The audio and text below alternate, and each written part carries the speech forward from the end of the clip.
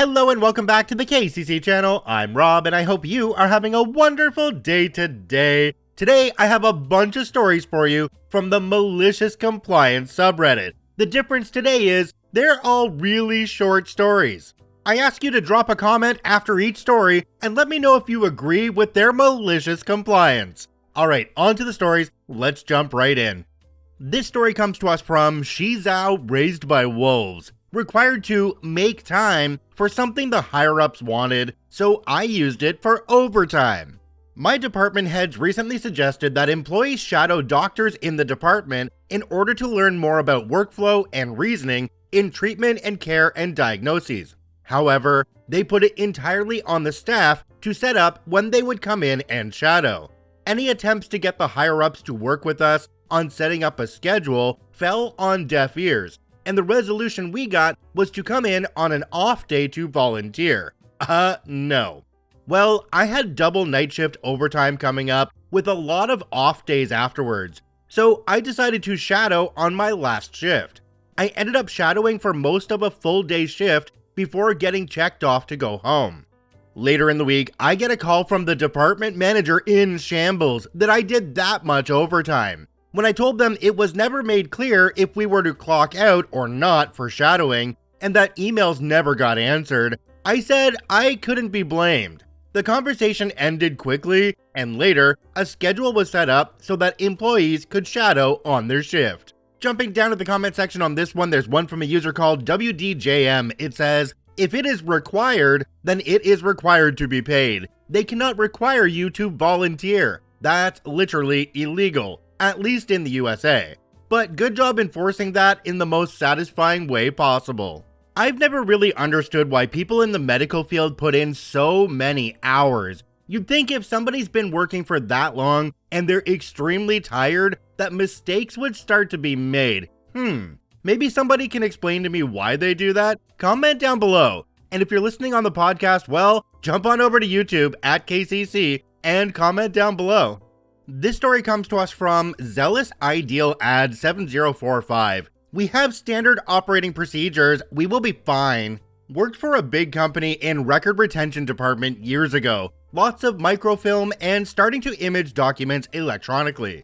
Due to restructuring, butthead of a supervisor who couldn't even operate a photocopier took over our one shift the company didn't eliminate. The older 25 plus year employees I learned my job from retired, moved on, or got let go. Because of this, I was the only one who knew the nuances of the job. I had 2 huge binders with all the notes and cheats on how to find stuff. Things like, if computer says file is in drawer 2A13 under the date, look in drawer B7008 instead. When I gave my notice, I said to the supervisor, I'll be glad to sit down with him and go through the book and point out a few important things. He never did. Right before I left, I said, "I have my binders. Are you sure you don't want to take a few minutes today?" "No," he said, "we have standard operating procedures for guidance." I could get rid of the binders. So I did. I shredded them. A few months after I left, he calls me. I already knew what he wanted because an ex-coworker already called me. He was panicking because a few big contracts were requesting old files, and they were having trouble. Where did I put the cheat binder mentioned in that standard operating procedure he was trying to figure out? I laughed and said, "You told me to get rid of them. You have standard operating procedures." He then asked if I could return as a contractor. I said sure, $500 an hour when I was making 12. They didn't go for it. Instead, they lost millions and moved the files to corporate instead of a satellite office. Supervisor was let go. They were going to close that department anyway, but accelerated it. Everyone transferred to different departments or got nice severance. Jumping down to the comment section on this one, there's one from a user called JLF Roger. It says, "We hear so much about don't give too much effort to a company. You're dispensable and easily replaced. But then we hear stories like this and know there's some balance in the world." For a lot of these people, easily replaced means being replaced by a team of like 3 to 5 people to do the job that one person did previously. Companies really need to protect their senior employees, the ones that know what's going on and have been running the company for years. This story comes to us from Pitted Cherries. Boss wants paper reports? Sure thing. At my job, my boss had a peculiar insistence on having all reports printed out and physically filed in a cabinet, despite our office having a well-established digital filing system that made accessing and storing documents a breeze. He was adamant that physical copies were the way to go. So I dutifully complied with his request. I spent countless hours printing out reports, hole punching them, and meticulously organizing them in the filing cabinet. The cabinet quickly filled up with stacks of paper, taking up valuable office space and making it difficult to locate specific documents. Months passed, and my boss finally realized the absurdity and inefficiency of his mandate. He sheepishly admitted that he had not considered the environmental impact or the wasted time and resources involved in his paper-pushing obsession. From then on, we embraced the digital filing system wholeheartedly, and I never had to hole punch a report again. My malicious compliance had finally paid off. Jumping down to the comment section on this one, there's one from a user called Tyke1959. It says, I remember reading in a computer industry newspaper that the paperless office was less than 2 years away. That was in 1982. This reminds me of my insurance company that whenever I make an update to my account, they send me out my new insurance slips. But in that same envelope is another full piece of paper reminding me that they went paperless. It happens every single time. This story comes to us from Ask Angie, Insurance for Newborn. I had a baby in early February, and the plan originally was to put him on my BF's VA insurance, but apparently we can't do that because he's a veteran, and veteran insurance doesn't allow dependents. Weird, but okay, we'll add him to mine. I messaged our HRD, and they informed me that they would need a copy of his birth certificate within 30 days of his birth. The problem with that is we can't even request a copy of the birth certificate until 4 weeks after he's born, and then we have to wait for the copy to come in the mail. I asked HRD if the affidavit of parentage form would suffice since it's notarized, and they said no. So I asked what happens if I don't get the birth certificate within 30 days, and they advised we would have to wait until open enrollment, which has already passed for this year. So basically, my newborn would have no insurance for almost a year, and we would have to pay thousands for his birth and appointments. I was doing some research, and apparently my son qualifies for Medicaid because I was on pregnancy Medicaid, and I never would have known had my HRD not denied my request. So now, his insurance is free, and my employer is out over $200 a month. I've been getting emails from HRD asking if we got the birth certificate yet, even though it's past the 30 days. Too late. Thanks for not caring about your employees at all. Jumping down to the comment section on this one, there's one from a user called SpiritualCatch6757. It says, that's silly. I don't know what your HR is doing, but my HR said the birth certificate from the hospital that you get the day after birth will suffice temporarily. I didn't even get the birth certificate in the mail until some 60 plus days after, and I had to go in person to get it. OP responded and said, they said you can pick up a copy at insert county's name courthouse, but he wasn't born in the county that I work, and they gave me instructions for how to get it. So silly. OP, in this case, I would be making an absolute stink with your boss, because if their policy is to not insure kids without a birth certificate issued within 30 days, they're basically refusing to insure any kids, and that's probably illegal, but I'm not from the USA, so I don't know. This story comes to us from FunPin9061. Boss demands overtime pay for zero work? Okay. So this happened a while back, but the memory still brings a smirk to my face whenever I think about it. I used to work for a company where the boss had this habit of demanding that we stay late, even when there was absolutely no work left to be done. It was one of those toxic environments where productivity was measured by the hours you spent at your desk rather than the actual output of your work.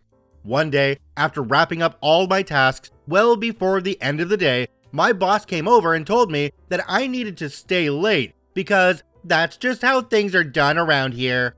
Mind you, there was literally nothing left for me to do. Now, instead of arguing or trying to reason with him, I decided to play along with his ridiculous demand for overtime pay. I nodded, grabbed a book I had been meaning to read, and settled back into my chair. For the next 2 hours, I sat at my desk, flipping through pages, occasionally pretending to jot down notes and looking as busy as possible. At the end of those 2 hours, my boss came by to check on me, expecting to see me toiling away at some imaginary task. Instead, he found me reading a novel. He looked puzzled and asked, "What are you doing?" With a straight face, I replied, "Well, you asked me to stay late, so I figured I might as well put in some overtime. This book has been on my reading list for a while." Needless to say, my boss was speechless. He couldn't really argue with me since he had asked me to stay late, and I was technically still on the clock. From that day forward, he never asked me to stay late unless there was actual work to be done. Malicious compliance at its finest. Jumping down to the comment section on this one, there's one from a user called Bestest Beekeeper. It says, "See, this is a wasted opportunity in my opinion, because you only got that one day. As a gamer, this is the dream. Alt-Tab is my best friend, and my boss would think I'm slaving away with how I'm sweating at my desk. I'll stay late every day, boss, I got you." If they're telling you to stay late and put in overtime and they're not checking up on what you're doing, that's completely on them. I say get that money and enjoy your book, or your gaming, whatever works. This story comes to us from Audi Duty. 10 words or less? Okay. Working as an auto tech in a woman-owned repair shop, I was once asked to explain the problem with a female customer's car to them.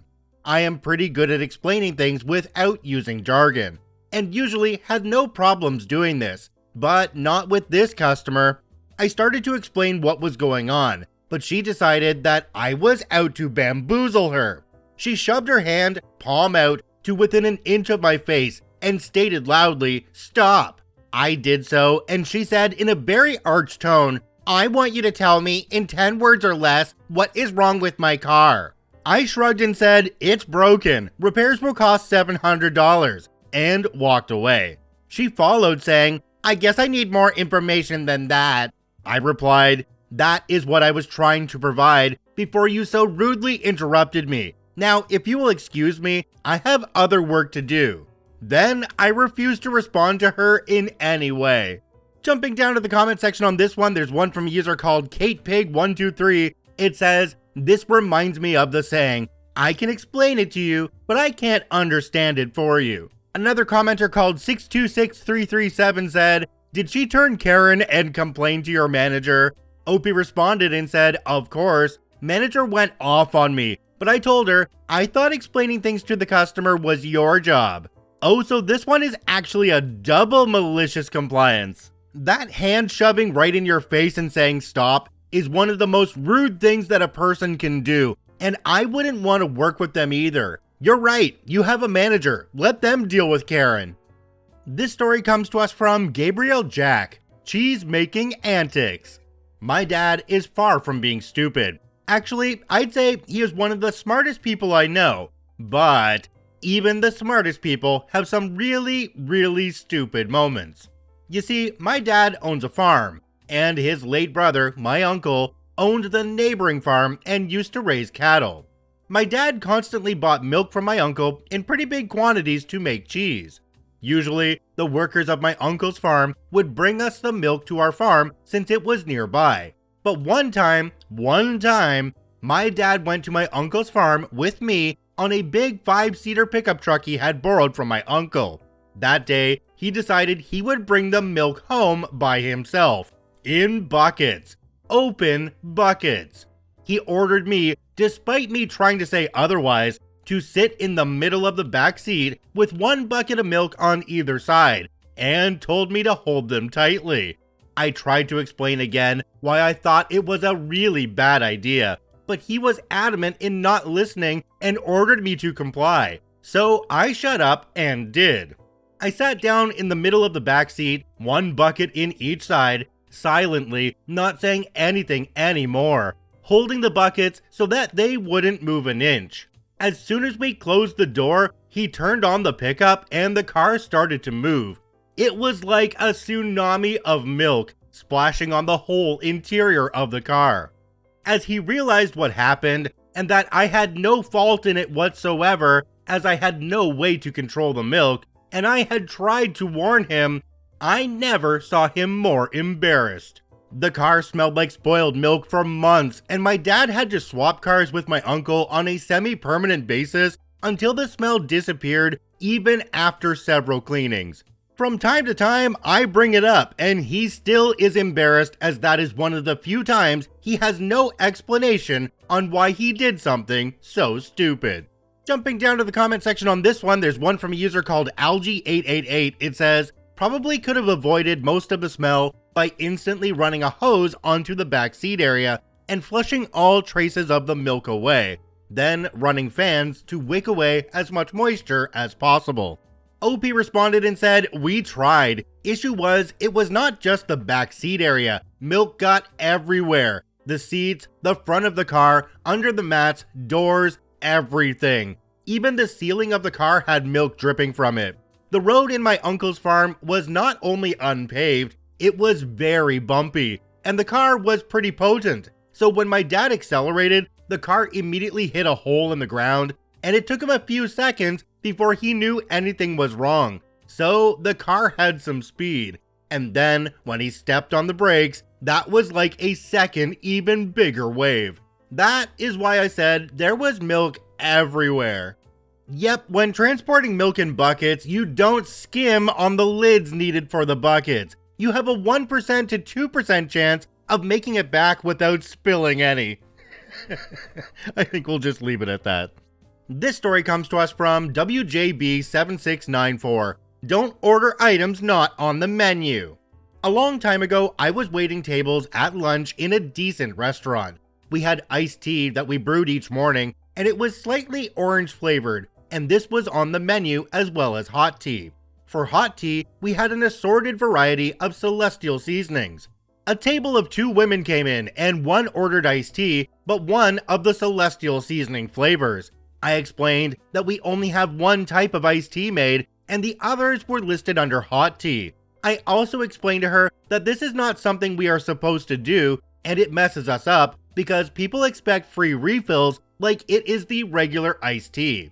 She was not nice and was unhappy that I would not go out of my way to make her what she wanted. We were reasonably busy, and this was not something we were supposed to do. I don't know where the manager was or if I was new to waiting tables and did not think to get the manager to talk to them. In a fairly bitchy tone, she said she would go around our rules by ordering the hot tea and a glass of ice and do it herself. I went to the wait station and filled a glass with ice and put it in the ice bin to chill, got a mug of water and microwaved it to boiling. I then brought the mug, the tea bag, the glass of ice, and a straw to her table. About 5 minutes later, I was taking an order from another table, and the 2 women were frantically waving me down. As I expected, the hot tea hit the cold glass, cracking the glass and dumping all the tea on the table. I tried to sound stupid when I said, maybe that's why we aren't supposed to do that, as I cleaned up the mess. She never did get to drink any tea. Jumping down to the comment section on this one, there's one from a user called Raised on a Diet. It says, you microwaved the water and brought the bag to the table? OP responded and said, that restaurant would have a little basket with different types of tea and the bags were sealed up in a paper wrapper. When someone ordered, the basket was brought to the table and they picked what they liked. We did not sell much tea. I think I sold 3 hot teas in a year working there. I really hope there's not a whole lot of British people listening to this one, because microwaving the water for a tea? That's blasphemy.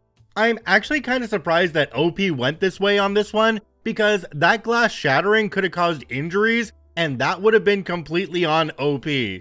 This story comes to us from Anonymous0212. Make me stay home so I can water all the plants? Fine, I will water all the plants. I don't remember the exact circumstances now because this was back when I was a resentful, hormonal teenager half a century or so ago. I'm old. I think my mother was going shopping and I wanted to go with her, but she told me I had to stay home and do chores, including watering all the plants. I apparently didn't immediately react in a polite enough manner, so she reiterated in a louder voice, "You need to water all the plants." So I did, including her precious roses in the backyard, in the middle of winter.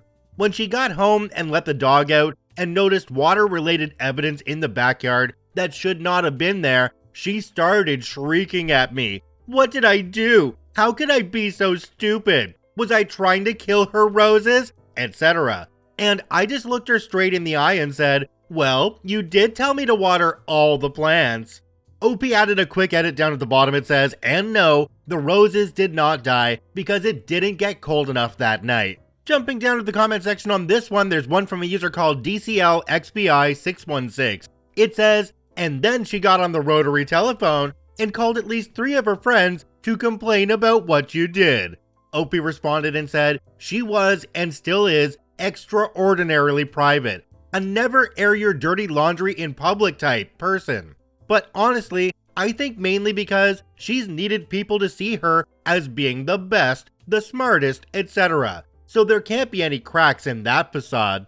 So many people in the comment section on this one going off on OP for being a horrible kid, but this is just a teenager, come on. Tell me you never did anything petty when you were a teenager. I mean, she's lucky you just watered the roses because they're perfectly fine. They can stand the cold temperatures. I probably would have peed on them. Did you know every single KCC video is also produced in podcast form? You can search for Karma Comment Chameleon on every major podcasting platform. I thank you for watching and listening. I hope you have a wonderful day, and we'll see you tomorrow.